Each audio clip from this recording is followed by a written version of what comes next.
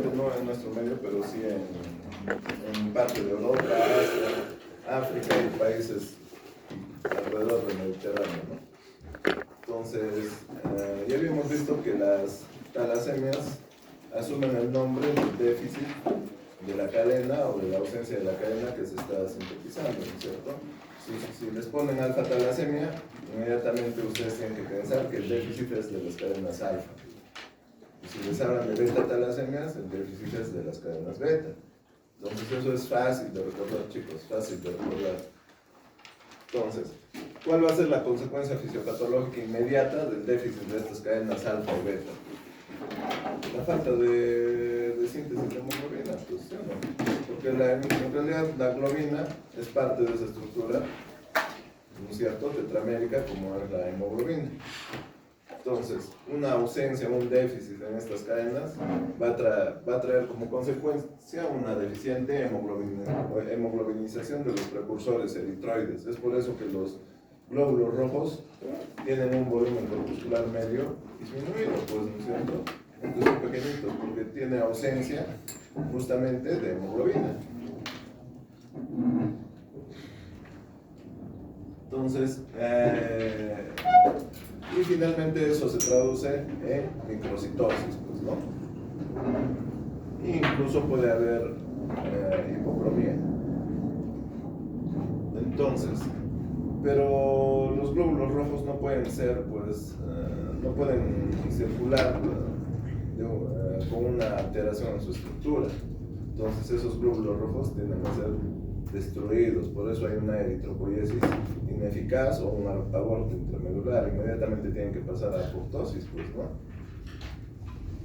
Entonces, y el exceso, o sea, si me falta cadenas alfa,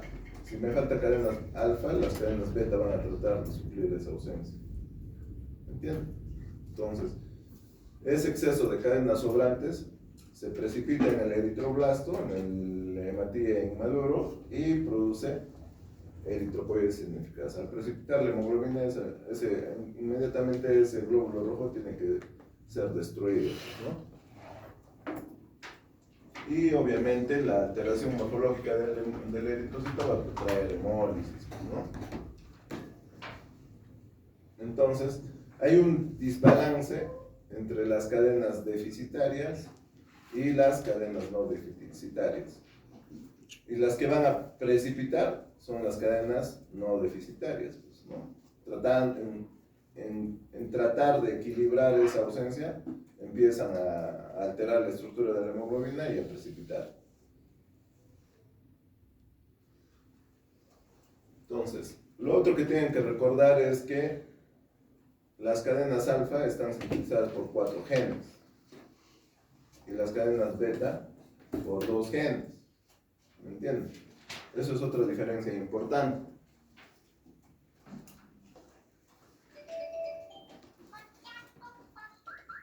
Sus celulares, por favor.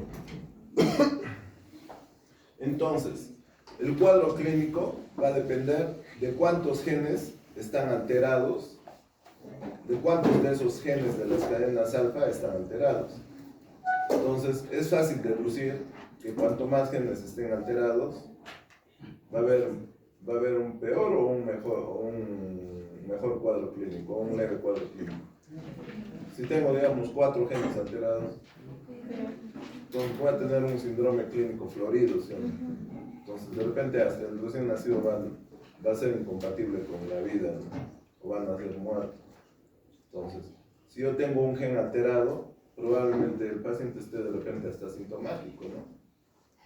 Entonces, todo va a depender del número de genes alterados de la cadena alfa.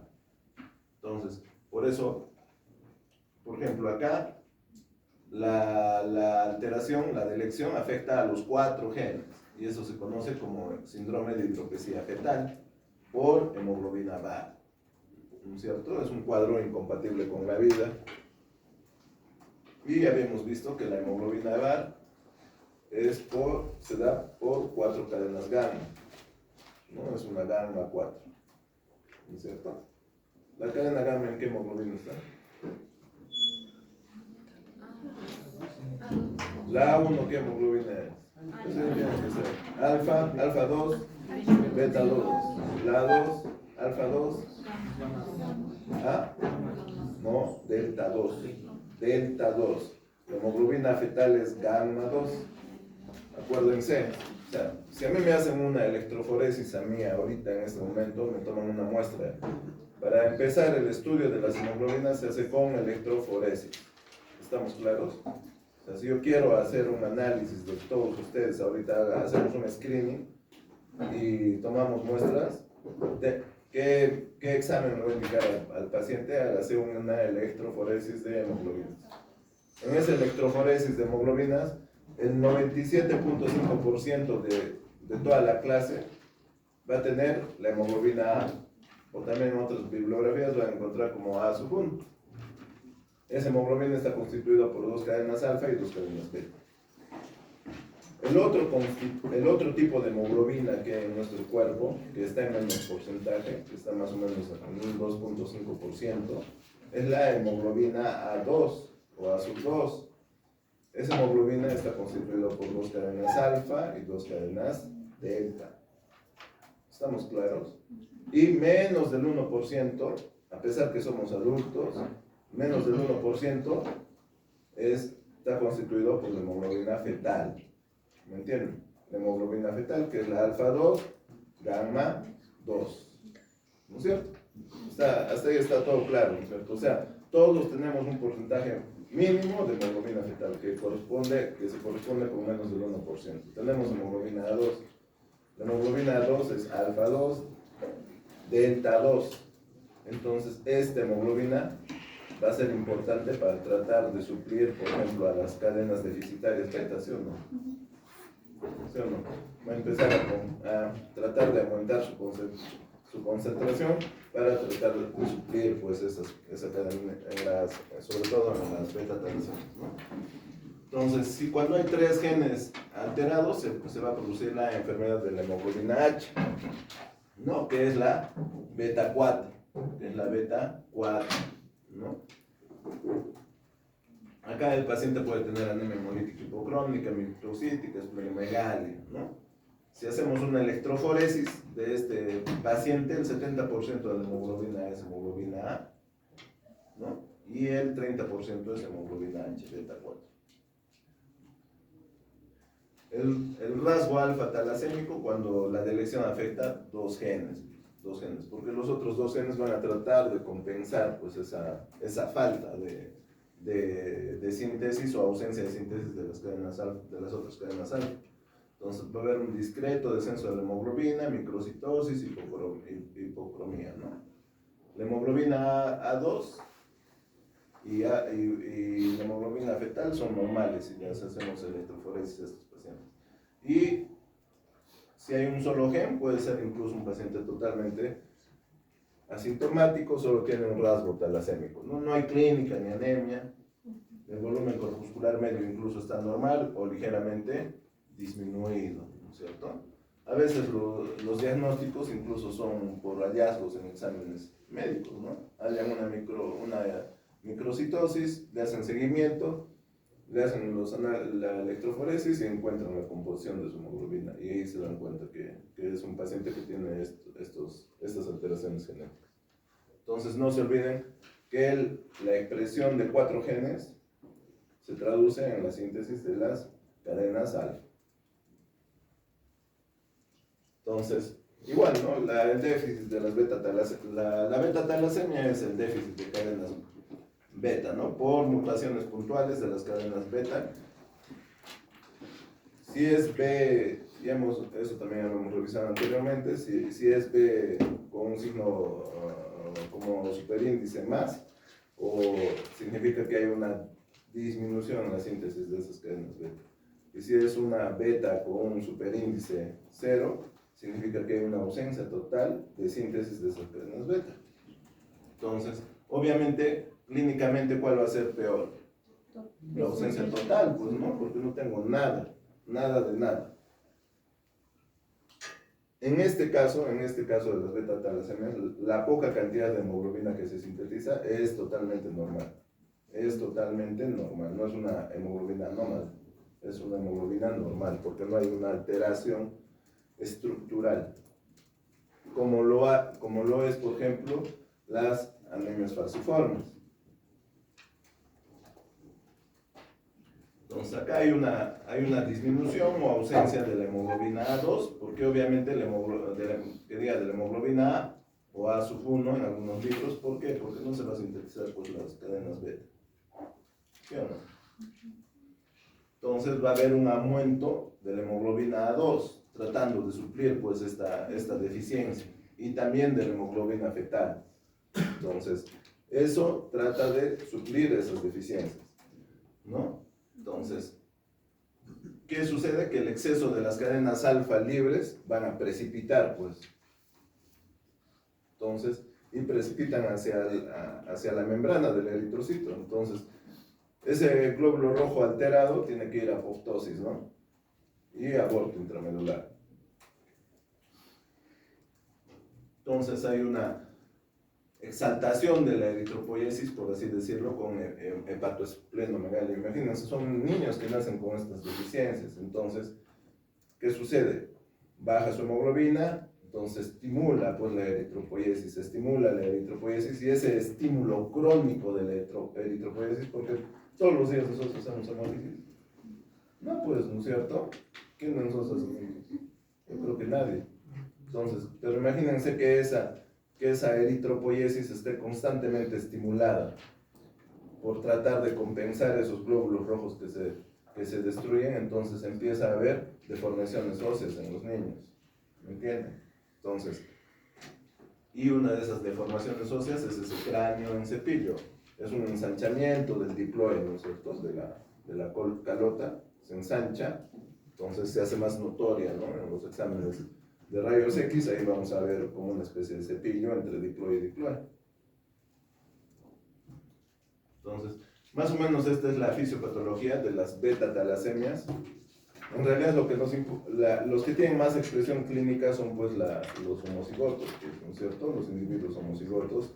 Los heterocigotos muchas veces pueden tener síntomas o de repente ser completamente asintomáticos, ¿no? O tener una expresión silente de la enfermedad.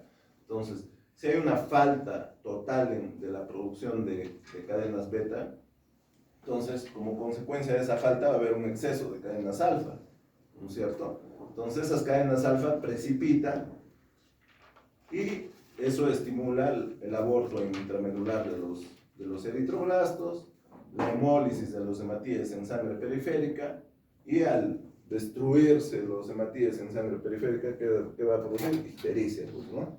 Entonces, por otro lado, esa hemólisis crónica constante, ¿qué produce? Esplenomegalia, ¿no es cierto? Esplenomegalia.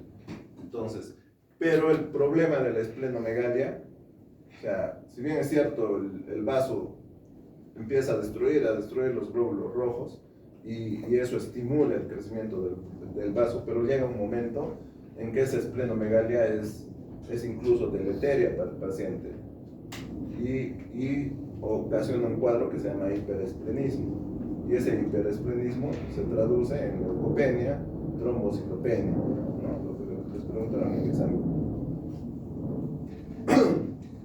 ¿no? Y un incremento de las necesidades de soporte transfusional para el paciente. Entonces, cuando ocurre eso en este tipo de pacientes, está indicado sobre todo el trasplante de médula ósea. Entonces, todos estos mecanismos van a contribuir a que el paciente tenga anemia, Entonces, la anemia obviamente hace que el paciente tenga, dependiendo del grado de severidad de su anemia, que por si con estos pacientes es un individuo homocigoto, constantemente pues va a estar hemolizando, constantemente su eritropoiesis va a estar activada, entonces va a requerir transfusiones sanguíneas. Pero si a ese paciente lo he transfundido cotidianamente durante un año sangre, entonces se va a empezar a acumular hierro pues en sus principales órganos. ¿Por qué? Porque los glóbulos rojos tienen hierro, pues, ¿no? Entonces ese hierro se empieza a acumular en su hígado, se empieza a acumular en su tejido cardíaco, en su miocardio, incluso en las glándulas tiroides. Entonces trae una serie de cuadros, de complicaciones clínicas al paciente. Entonces, ¿qué se traducen en lo que está en la diapositiva, ¿no? Hemocromatosis, endocrinopatías, hepatopatías, cardiopatías. Incluso yo tengo que hacer, hay momentos en que está indicado hacerles biopsias de hígado para ver la cantidad de hierro que se ha acumulado en el hígado. Entonces, si está sobrepasado límites muy elevados, entonces tenemos que empezar a utilizar quelantes de hierro. Entonces, sustancias que quelen el hierro, que de esa manera el paciente lo puede eliminar, y una de esas sustancias es la deferoxamina, que se aplica vía subcutánea a los pacientes. Entonces, es un quelante de hierro, o sea, son tratamientos caros de manejo hospitalario. Lo otro es que, obviamente, la hemoglobina fetal empieza a incrementar, ¿no es cierto? La hemoglobina fetal está constituida por cadenas alfa y gamma. Entonces comienza a incrementar, tratando de suplir esa ausencia de las cadenas de la hemoglobina A. Entonces, el problema de la hemoglobina fetal es que tiene una alta afinidad por el oxígeno. Y si tiene una alta afinidad por el oxígeno, ¿me conviene o no me conviene? No me conviene, pues, porque atrapa el oxígeno, pero no quiere cederlo a los tejidos. En eso se traduce ese término. Entonces, eso va a producir una hipoxia tisular. Y esa hipoxia estimula la eritropoyetina. ¿Dónde se sintetiza la eritropoyetina? El 90% de eritropoyetina en los túbulos renales, ¿no es cierto? O sea, en el riñón, los túbulos contorneados renales. Entonces, incrementa y el 10% en el hígado. Entonces, incrementa la eritropoyetina y va a estimular que haya una hiperplasia eritroide en la médula ósea, ¿no? Y la eritropoiesis constante produce la deformidad ósea, ¿no es cierto?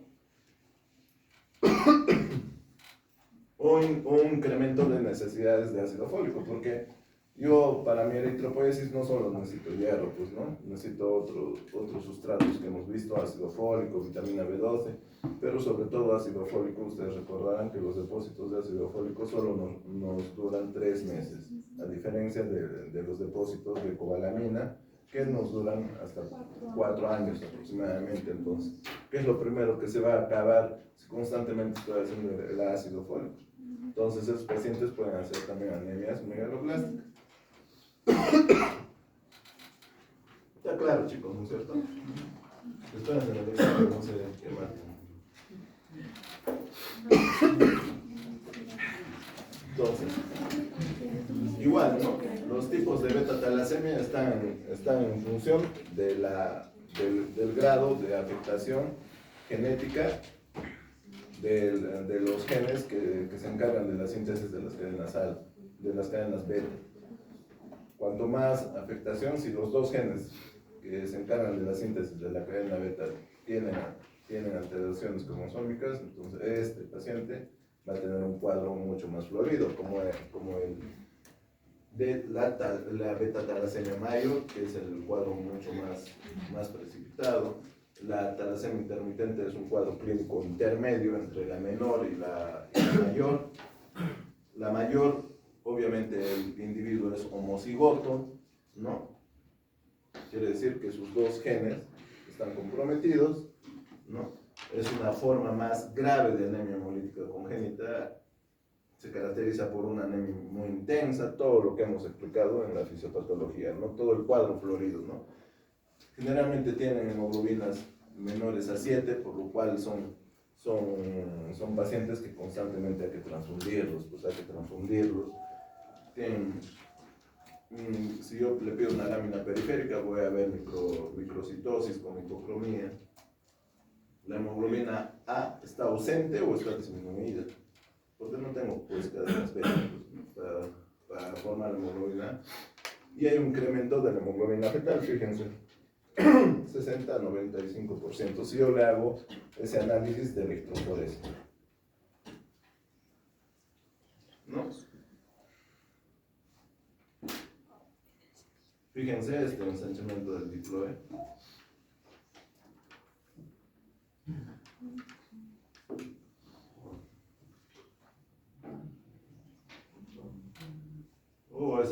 malformaciones óseas, ¿no? que hay, sobre todo en la región de los arcos cigomáticos, el cráneo más ensanchado, ¿no? El abdomen prominente por la hepatosplenomegalia, ¿no? Entonces,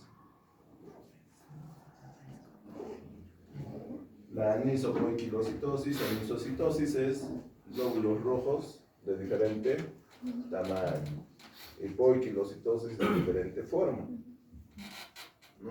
Los dianocitos, que son estos, que son los glóbulos rojos en forma de bull, ¿no?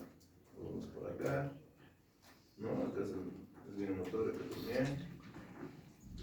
Y los eritroblastos, ¿no? Que son los glóbulos rojos. Este es un eritroblasto porque es un glóbulo rojo que tiene un núcleo, pues, ¿no?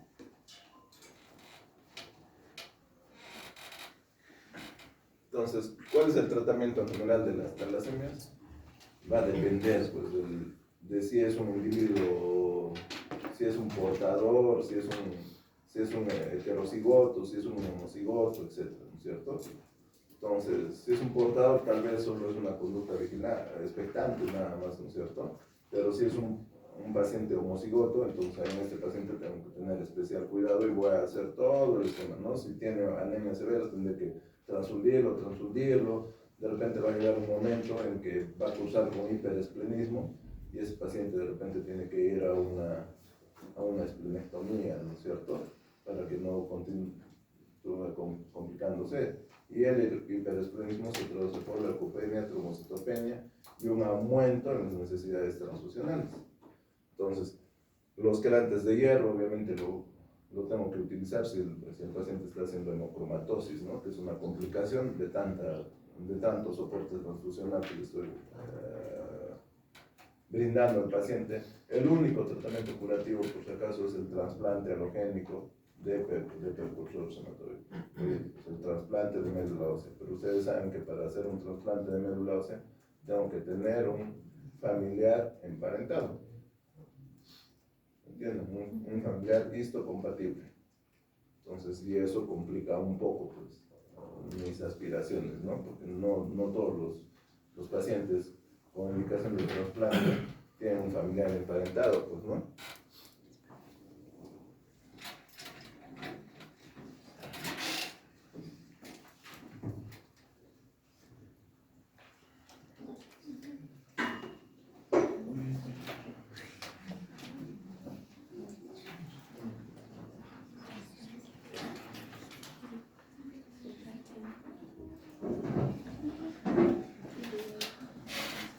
Ya, dentro de la clasificación de las hemoglobinopatías habíamos visto dos tipos en general, ¿no es cierto?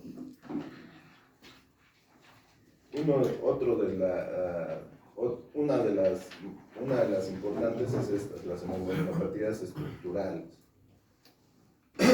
donde hay un déficit cualitativo en las cadenas de hemoglobina. ¿Qué es lo que sucede? En este tipo de hemoglobinopatías hay una síntesis en cantidades normales de las cadenas de hemoglobina. El problema es que hay una alteración puntual en una base nitrogenada. Se sustituye una base nitrogenada por otra. Entonces, ¿qué se va a afectar? Primero, ¿qué se afecta? No van a decir la proteína, porque la proteína es la suma de varios aminoácidos, ¿no? Es una cadena de aminoácidos. Se afecta el codón, ¿sí o no?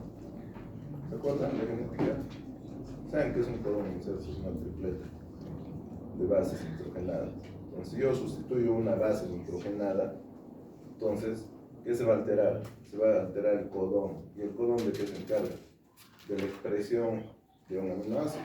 Entonces, ¿qué se va a alterar finalmente? Un aminoácido. Entonces, yo voy a tener una hemoglobina, pero una hemoglobina estructuralmente alterada, en donde se ha sustituido un aminoácido por otro. Entonces, esa hemoglobina alterada obviamente tiene una consecuencia en nuestro organismo. Si el individuo es heterocigoto, de repente está asintomático.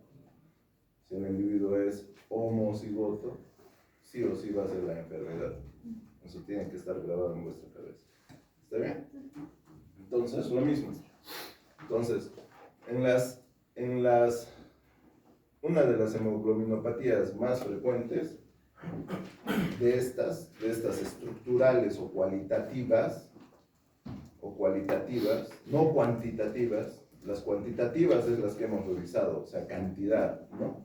Cantidad de mi cadena alfa, cantidad de mi cadena beta, ausencia. En esta es la calidad de mi hemoglobina, está alterada.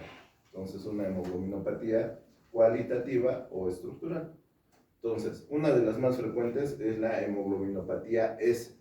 O sea, si yo le hago electroforesis a mi paciente, encuentro esta hemoglobina S, entonces ya estoy pensando que este paciente tiene una alteración puntual en la síntesis de una de sus cadenas de globina. ¿Y dónde se produce esta alteración? En la cadena de globina beta, en el caso de esta hemoglobinopatía S. ¿Me entienden? Entonces, la alteración está en la síntesis de un aminoácido de esta cadena de globina beta. Entonces, en esta hemoglobinopatía S tengo dos posibilidades. En términos generales tengo dos posibilidades. Que el individuo sea heterocigoto o que el individuo sea homocigoto. ¿Estamos bien? Entonces, si el individuo es heterocigoto, ¿cuántos genes tengo en mi cadena beta? Dos. Entonces, uno va a tener la hemoglobina A. Un gen va a expresar normalmente la hemoglobina A. ¿Por qué es la hemoglobina normal? Porque nosotros tenemos A, ¿o no? Pero el otro gen va a ser esa hemoglobina S. ¿Entienden? Y si el individuo es homocigoto, ¿cuántos genes tengo? Dos, ¿no es cierto? Entonces, si es homocigoto, se supone que tiene que tener hemoglobina S y también otra hemoglobina S. Porque tiene dos genes, ¿no es cierto? Entonces va a ser hemoglobina S. ¿Me entienden? Entonces, si yo le hago electroforesis y encuentro esta hemoglobina, esta de acá, se ve, ¿no? S/A, eso significa que el individuo es heterocigoto. Entonces, ¿qué significa? Que el paciente es portador de la mutación del gen de la hemoglobina S en al menos uno de sus genes de la globina beta. ¿Está bien? Y lo otro es si el individuo es homocigoto. Tiene esta caracterización. S/S. ¿Qué significa? Que un gen tiene la hemoglobina S y el otro la hemoglobina S. O sea, es un homocigoto, porque recordemos que para la cadena de globina beta solo tenemos dos posibilidades de alteraciones, porque solo tenemos dos genes, pues no tenemos más. ¿Me entienden? Entonces, pero hay algunas consideraciones que ustedes tienen que saber. Un individuo homocigoto también puede considerarse cuando uno de los genes tiene la alteración de la hemoglobina S y lo otro puede ser portador de una beta-talasemia. ¿Me entienden? O tiene la hemoglobina S y la hemoglobina C, que también es otra hemoglobina alterada. O es un doble heterocigoto, ¿no? ¿Me entienden? Entonces, todas esas opciones son válidas para que yo lo catalogue a ese paciente no como un portador, sino como un paciente con enfermedad falciforme, drepanocitosis o anemia de células falciformes. ¿Estamos claros? ¿Han entendido, chicos? En otras palabras, un individuo homocigoto es el que va a hacer la anemia falciforme. Y el portador simplemente puede estar asintomático. ¿Me entienden? Sí, tiene alguna. Sí, eso de doble heterocigoto. El doble heterocigoto es cuando los dos tiene S del papá y tiene S del mamá. ¿Está bien? Entonces, chicos, no se olviden el examen. O sea, un portador es un portador y uno que hace la enfermedad, tanto que en vuestro cerebro tiene que ver, ya son individuos homocigotos. Entonces, pero ¿dónde está la alteración en la hemoglobina? Y la hemoglobinopatía S es la más frecuente en el mundo, por eso estudiamos, porque hay un montón de hemoglobinopatías, chicos. Pero la S es la más frecuente, 8% de la población negra americana, 25% de la africana tienen esta alteración genética en su forma de heterocigoto, ¿no? Esas son todas las expresiones clínicas todas las posibilidades que me puede dar una hemoglobinopatía de este tipo, ¿no? Hemoglobinopatía es heterocigota, rasgo falciforme, ¿no es cierto? Rasgo falciforme. Si yo le hago una electroforesis, voy a encontrar que del 30 al 50% de los pacientes tienen hemoglobina S. Su gravedad clínica, miren, 0, que no hay nada, pues, o hay muy poca. De repente una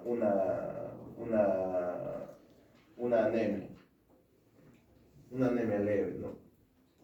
Y todas estas son las expresiones de la hemoglobina S homocigota, ¿no? Y sus variantes.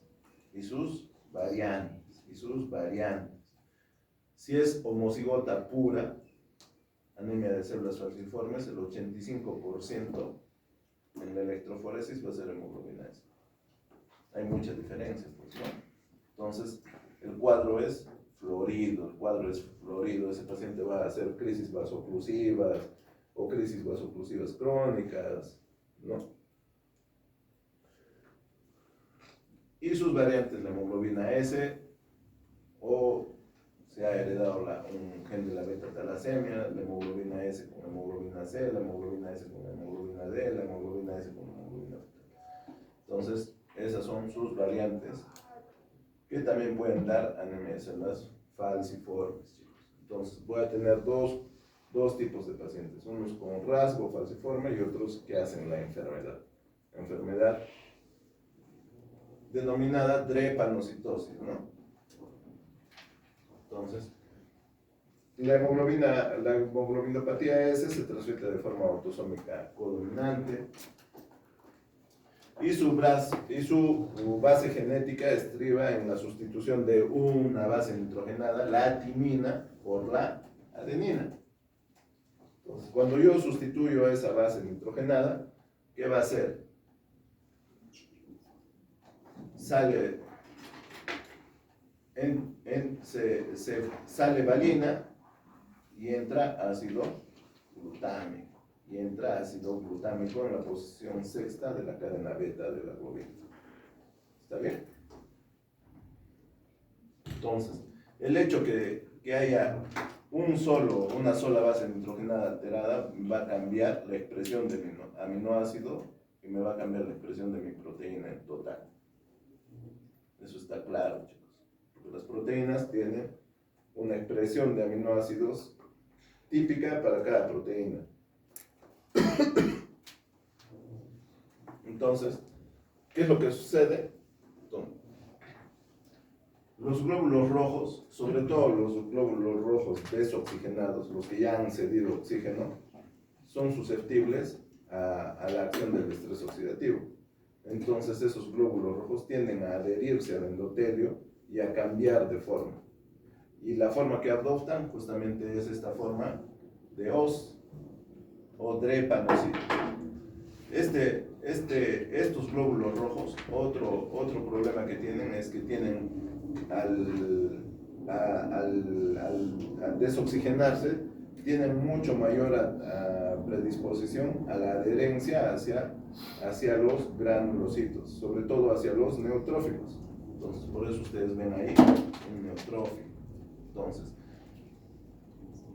Imagínense este glóbulo rojo en un vaso muy pequeño, un capilar sanguíneo muy pequeño. Obviamente lo que va a producir, ¿qué es? Una oclusión del vaso, ¿no es cierto? ¿Y qué va a producir la oclusión del vaso? Isquemia, pues, ¿no? Entonces los pacientes tienen síntomas de isquemia, dependiendo del órgano que sea afectado. Puede ser pulmones, vaso, ¿me entienden? Entonces, hay un estímulo inflamatorio constante que va a producir activación del endotelio, de los neutrófilos, de las plaquetas, la producción de citoquinas proinflamatorias, ¿no? La activación de la coagulación. Estos glóbulos rojos, cuando se desoxigenan, tienden a deshidratarse y a gelarse. Y se produce la gelación de la hemoglobina S. Gelación es como de gelatina, pues, ¿no? Se coagula. Entonces, la hemoglobina. Entonces, se producen los glóbulos rojos, los drepanocitos. Pero estos drepanocitos tienden a destruirse también, pues, porque ya hemos visto que todos los glóbulos rojos alterados tienen que destruirse.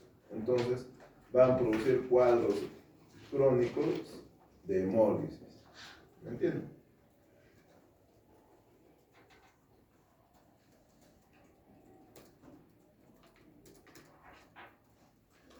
Entonces, rasgo falciforme o rasgo drepanocítico, fácil, ¿no?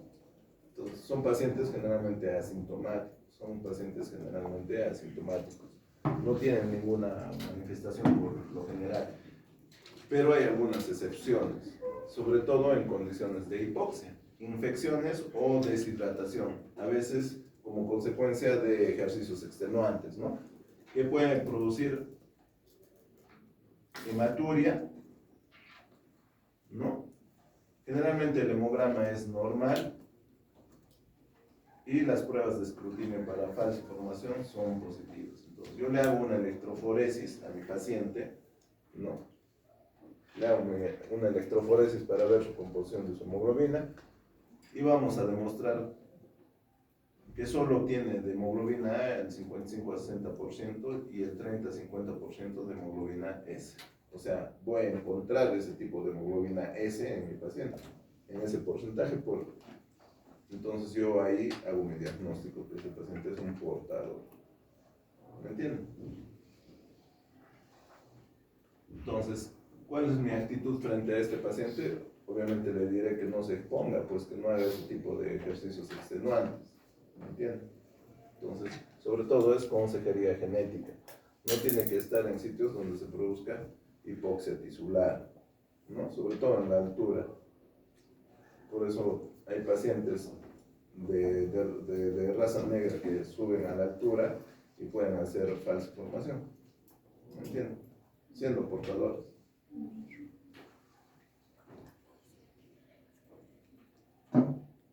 No, y hay que insistirles en que no tienen una enfermedad, sino es tomar determinadas precauciones, ¿no? Fíjense, todos son los drepanocitos, que son los glóbulos rojos en forma de ojos, ¿no?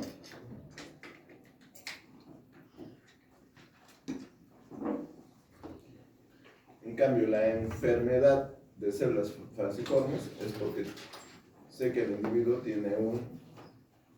es un individuo homocigoto, tiene la alteración genética en las dos cadenas de globina se ha producido. O bien tiene hemoglobina SS, o S con beta-talasemia, o S con hemoglobina C, o S con hemoglobina D, y cualquiera de sus variantes, ¿no? Entonces, estos sujetos, o sea, se supone que nacen pues, los niños con esta alteración. Entonces, pero se dice que hasta la mitad del segundo semestre están asintomáticos. ¿Por qué? Porque todavía tienen cierto porcentaje de la hemoglobina fetal que está tratando de compensar pues, a esa hemoglobina defectuosa. Y estos son todos los síntomas de estos pacientes con enfermedad falciforme. Hay síntomas agudos y hay síntomas crónicos, ¿no? Uno de los síntomas más importantes es el dolor, pues. Hay un dolor vasooclusivo agudo, y uno de los cuadros que puede causar la muerte del paciente es justamente este síndrome torácico agudo, en donde se produce una crisis vasooclusiva a nivel del pulmón, pues. O también puede haber crisis vasooclusivas a nivel del encéfalo. Entonces, los pacientes pueden fallecer, sobre todo por ACVs o por síndromes torácicos agudos. Entonces, esas son las dos principales causas de muerte de este tipo de pacientes. Entonces, los síntomas van a variar. Revisen los chicos. La hipertensión pulmonar, la enfermedad pulmonar obstructiva crónica, ¿no? El síndrome torácico agudo es una de las principales causas por las que fallecen los pacientes, al igual que los ACVs isquémicos. A veces hay cuadros que se confunden con abdómenes agudos quirúrgicos, ¿no? Con una apendicitis, etc.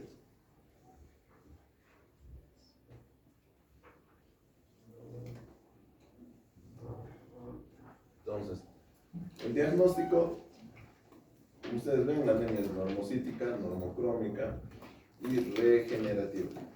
Regenerativa. ¿Sí es regenerativa qué va a haber? Va a haber ¿no? Hasta los 6 meses de edad es moderada y puede agravarse, pues, ¿no? Porque ya la hemoglobina fetal empieza a disminuir. Entonces puede agravarse. La concentración de hemoglobina oscila entre 5 y 10 gramos por decilitro, o sea, son pacientes que van a requerir soporte transfusional, ¿sí o no? Entonces, en el frotis de sangre periférico yo puedo ubicar, pues, a estos, puedo mirar al microscopio la presencia de estos drepanocitos, ¿no es cierto? Que son estos eritrocitos en forma de oso, ¿no? Junto a otras alteraciones como el punteado basófilo, eritroblastos circulantes o los cuerpos de Howell-Collie, que es un reflejo del vaso trófico. Como toda anemia regenerativa, el recuento de reticulocitos es alto, suele haber leucocitosis, trombocitosis discreta. Al lisarse cualquier célula siempre va a verter al extracelular una enzima que es la deshidrogenasa láctica, por eso está elevada la deshidrogenasa láctica, y también es un reflejo de destrucción celular crónica, pues, ¿no? Entonces, ¿cuál es el diagnóstico? Métodos electroforéticos. Pues, gracias a esos métodos electroforéticos yo voy a ver la presencia de esa hemoglobina S. Porque yo no puedo ver, pues la hemoglobina no la voy a ver al microscopio, pues eso no me va a ayudar en nada. Son pruebas especiales que identifican proteínas de acuerdo a su peso molecular.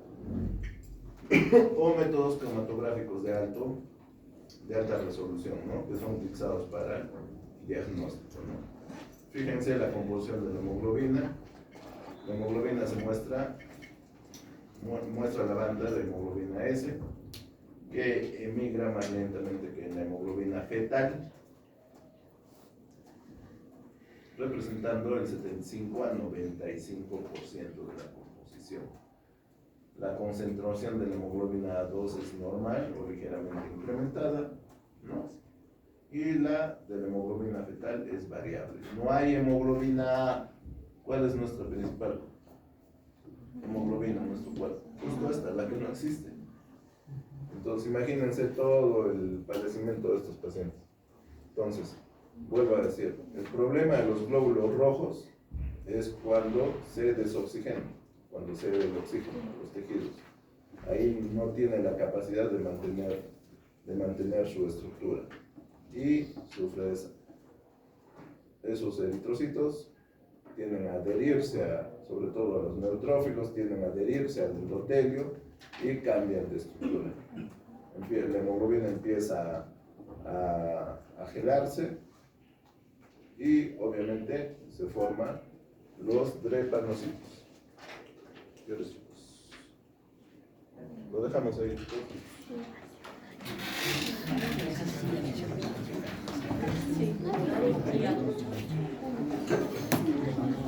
Sí.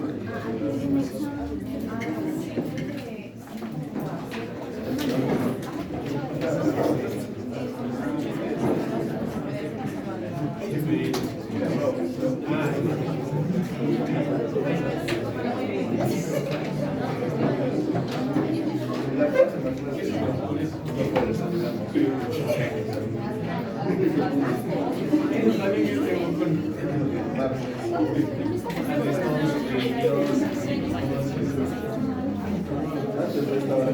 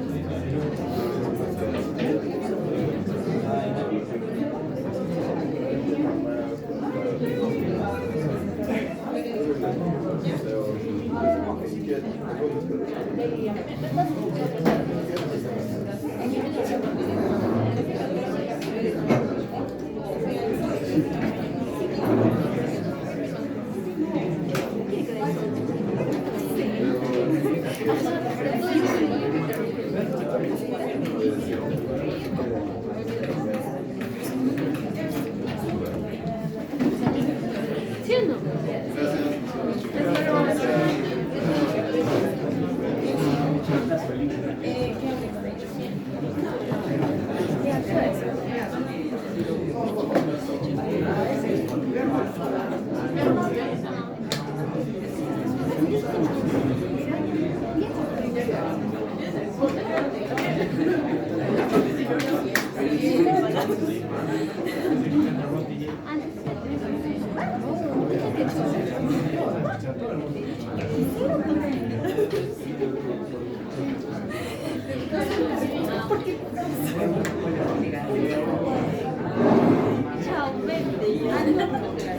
Chicos, la clase del miércoles lo quiere hacer virtual, presencial. Presencial.